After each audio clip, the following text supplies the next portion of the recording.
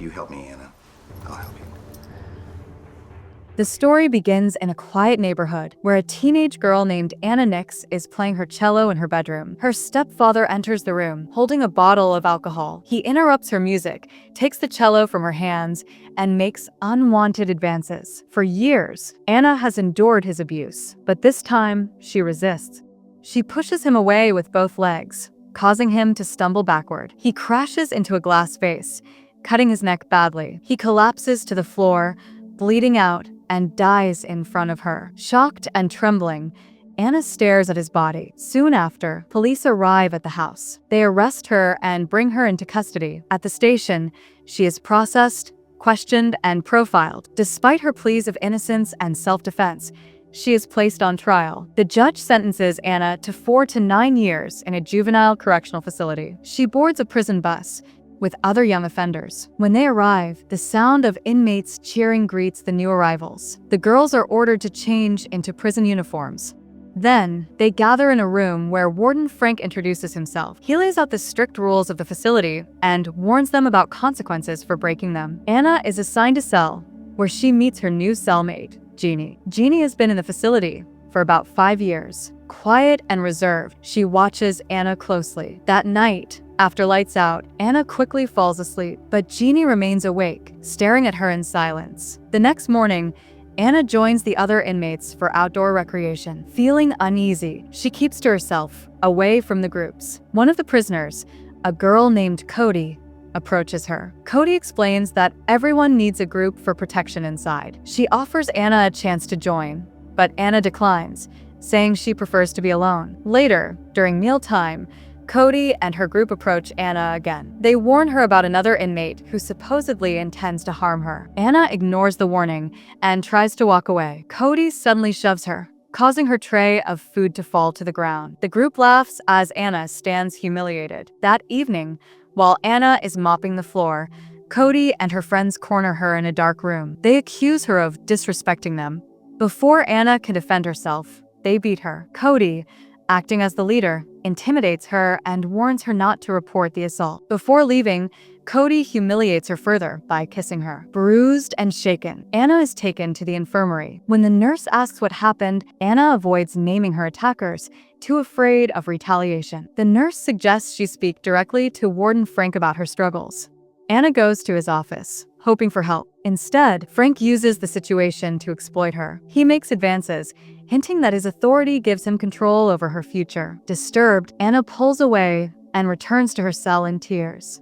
Jeannie notices her distress and quietly asks if Frank touched her. Frustrated, Anna lashes out, calling everyone in the prison perverts. Jeannie tries to comfort her. She explains how things really work inside the facility. Eventually, she compliments Anna's beauty, and despite Anna's hesitation, the two end up becoming physically intimate. The following day during outdoor time, a black inmate throws a ball at Anna's head to intimidate her. Anna walks away at first, but her anger grows. She decides to approach Cody and demands to join her gang. One of the gang members intercepts her, and a fight breaks out. A guard quickly intervenes, but the incident shows Anna's determination to stand her ground. Later, Cody agrees to give her a chance. She tells Anna that respect and protection in prison must be earned, and Anna will have to prove herself. Cody leads Anna to a secluded room and offers her a drink. She then lays out the test. Anna must fight the same girl who tried to intimidate her earlier, while the gang records it. Reluctantly, Anna agrees. She approaches the inmate and strikes her,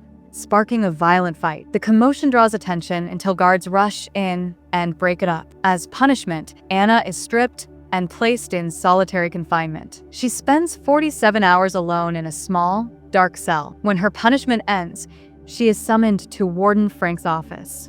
Watching her through surveillance, he reminds Anna that he controls her fate. He warns that if she disobeys, he can ensure harsher punishments. Using her fear, he pressures her into compliance. Overwhelmed, Anna gives in as Frank takes advantage of her. Later, she tries to wash away the shame, scrubbing herself in the bath and vomiting. The next day, Cody's gang accepts Anna. As part of her initiation, one member tattoos her arm with their mark. Afterward, Cody coerces Anna into an intimate moment, promising to protect her now that she is part of the group. The next morning, Anna receives a visit from her mother. Hoping for comfort, she is instead met with anger. Her mother accuses her of killing her stepfather on purpose and refuses to listen to her explanations. Overcome with frustration, the woman slaps Anna and tells her she hopes she never leaves prison. Guards step in to calm the situation, but her mother's rage only grows before she storms out. After the visit, Anna returns to Cody's gang, but soon, the same black inmate attacks her with a knife. A violent brawl erupts, drawing in other prisoners. Guards intervene and break up the chaos. Once again, Anna is summoned to Frank's office. He claims she started the fight and uses the opportunity to manipulate her further. This time, he pressures her into inhaling from a drug-filled tube. Dazed and disoriented, Anna becomes even more vulnerable as Frank exploits her again. Back in her cell, Anna's behavior begins to change. She lashes out at Jeannie, eventually striking her. A guard reports the incident, giving Frank another excuse to punish her. When she begs him to send her home instead of continuing the abuse, he threatens to transfer her to a far worse facility unless she complies. Anna accepts her situation in silence. But soon, she begins craving the drugs Frank exposed her to. She seeks them from Cody, but Cody refuses. Their argument ends with Cody expelling her from the gang. Left without protection, Anna becomes a target. The black girl and her group corner her in the bathroom, beating her severely. Bruised and broken, Anna is treated in the infirmary once more. Her dependence on drugs worsens. Desperate, she offers money to other addicts inside for a supply. They eventually give in, and Anna begins using regularly, losing control of herself. As Anna's drug use escalates, her connection with others begins to unravel. One night, she scratches the word dead into her arm. Her self-destruction deepens, and even Jeannie struggles to reach her. Jeannie gently suggests that Anna see a drug counselor, but Anna mocks the idea and pushes her away. Their fragile bond begins to fracture. Days later, another fight erupts. This time, Anna confronts the same inmate who attacked her in the bathroom. The brawl escalates wildly, injuring even guards. Special forces are called to subdue the chaos. Anna is placed in solitary confinement again. When she is finally released, Cody mocks Jeannie in Anna's presence. Angered, Anna confronts Cody, telling her they are neither friends nor enemies, and demanding she stay away. That night, Jeannie comforts Anna in her cell, and the two reconnect briefly. But the next day, when Jeannie tries to dissuade her from returning to drugs, Anna refuses to listen. She joins the other girls instead. As Anna prepares to use again, Cody suddenly intervenes, pleading with her to stop. Instead, Anna yells in frustration, creating a commotion that draws guards and special forces. The commotion intensifies as Anna grabs a broken bottle and threatens to harm herself. Guards surround her, and Warden Frank steps in, trying to calm her down. When a guard attempts to disarm her, Frank is scratched across the face. Overpowered, Anna is restrained and dragged back into solitary confinement, stripped of her clothing once again. This time, the isolation lasts longer. Alone in the dark cell, Anna's mind begins to break. In desperation, she shatters her food tray and uses the sharp pieces to cut herself. A guard finds her bleeding and quickly calls for medical help. Anna wakes in the psychiatric ward under the care of Dr. Hahn. Unlike the others, Dr. Hahn shows genuine concern. Anna opens up, admitting she never meant to end her life, but simply wanted to escape the pain and isolation. Dr. Hahn assures her that she is there to help. Later, Anna is transferred to the general ward. A nurse comforts her and encourages her to keep fighting. Slowly, Anna begins to feel a flicker of hope. She requests to speak with her mother again. This time, her mother's tone is different. She apologizes for her anger and promises to help Anna reclaim her college scholarship. She explains that losing the house has made her realize her mistakes and that she wants to support her daughter's future. For the first time, Anna feels a sense of possibility, but that hope is quickly threatened when Frank calls her back to his office. Dismissing her concerns, he insists she is well enough to return to her cell. Back in her cell, Anna decides she must change. She takes a sharp object and removes the gang tattoo from her arm. Jeannie notices her pain and quietly offers her support. During lunch the next day, Cody and her gang mock Anna, laughing at her isolation. That night, a guard escorts Anna to a private room where Warden Frank waits. To her surprise, he presents her cello. He offers her the chance to perform in a talent show being hosted by the prison. Though hesitant at first, Anna eventually agrees. As she plays, She loses herself in the music, experiencing a brief moment of peace.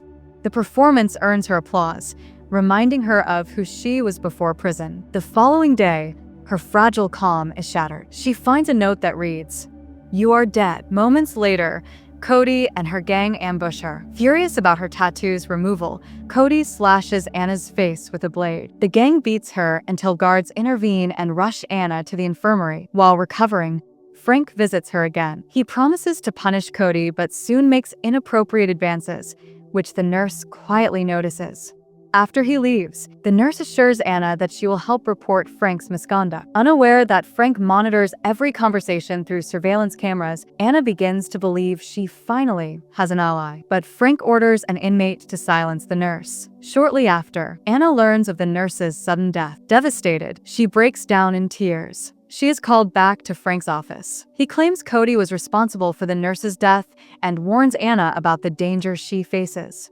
At the same time, he reminds her about the upcoming talent show. When the event takes place, Anna performs beautifully on her cello, receiving applause from both inmates and staff. After the show, Frank rewards her with news. He has scheduled a parole hearing for her next month, but he uses this promise of freedom to manipulate her once again, forcing himself on her in exchange for keeping his word. Back in her cell, Anna tells Jeannie about the parole hearing. Jeannie warns her not to trust Frank, explaining that he often gives people hope only to crush it later. Determined to secure her freedom, Anna decides to fight back. She approaches Cody and asks for help in exposing Frank. Cody agrees and secretly gives her a small camera. The plan is simple: record Frank's abuse and use the evidence against him. On the day of the parole hearing, Anna reminds Frank of their deal. He demands one final favor, unaware that Anna is recording everything. Afterward, she is taken to an office where prison officials question her readiness for release. When Frank objects, Anna presents the video evidence. Shocked by what they see, the officials immediately take action. Frank is arrested and removed from the prison in disgrace. Anna is granted parole. The officials apologize for her ordeal and assure her that she is free to go. Before leaving, she says goodbye to Jeannie, sharing a heartfelt farewell. Passing Cody on her way out, Anna thanks her for the help. At the gates, she is reunited with her mother, who embraces her with open arms. In the closing scene, Anna performs on her cello in front of a large audience. Her mother watches proudly from the crowd, moved to tears as her daughter plays, free at last.